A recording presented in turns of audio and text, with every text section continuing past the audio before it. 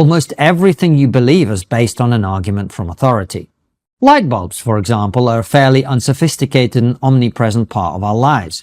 Yet the number of people watching this video who are capable of explaining how they work without resorting to arguments from authority will be vanishingly small.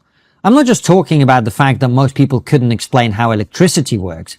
I'm talking about the fact that almost everyone who can will only be able to do so by quoting the work of other people rather than experiments and research they themselves have conducted. While Rogan seems to side with Smith in this exchange, it is highly unlikely he would adopt the same approach to his own areas of expertise. Smith and Rogan are irked when Murray expresses his befuddlement that Smith has become a prominent voice in the debate about Israel and Palestine without ever having visited the Middle East. If you do not see things with your own eyes, your opinions are by definition not your own.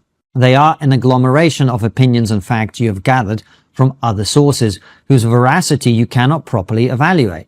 Most of our opinions about most things are not our own. You know why? Because we get them from people we consider to be authorities on the subject in question. You might call them experts. The great trick being deployed here is to allege that experts can't be trusted while relying on a different set of experts. On World War II, the non-expert Cooper deploys the arguments of people he considers experts like David Irving. All opinions are valid and should be given a hearing, scream the people whose entire media diet is made up of people who only push the narrative they prefer. This is where Smith obtains the arguments he makes about countries he's never visited, from other people. And the arguments are then judged not on whether they're true, something Smith does not have the ability to assess, but on whether they sound true. Murray, instead, he merely pointed out that Smith might become more informed by visiting the region he opines about with such confidence and regularity. The world of entertainment is not driven by truth-seeking, and the claim that someone's ideas are false is no longer an effective critique. Cooper is a case in point. Podcasts are entertaining.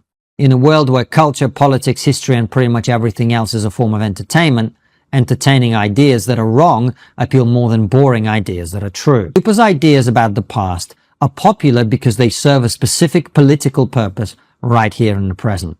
The incomprehension that Smith and his supporters exhibit at the notion that we ought not to amplify bad ideas, and that we do not owe those who insist on uttering them access to our audiences, exactly the sort of incomprehension that a fast food or big pharma executive would exhibit at the suggestion that selling unhealthy food or addictive drugs is a bad thing to do. It's a free country, man! If big pharma and big food can poison your body, why can't Cooper poison your mind? He's on the early history of Zionism and the Israeli-Palestinian conflict. What did you do in preparation for it? Read maybe like 6 books. 6 books is a lot. Yeah.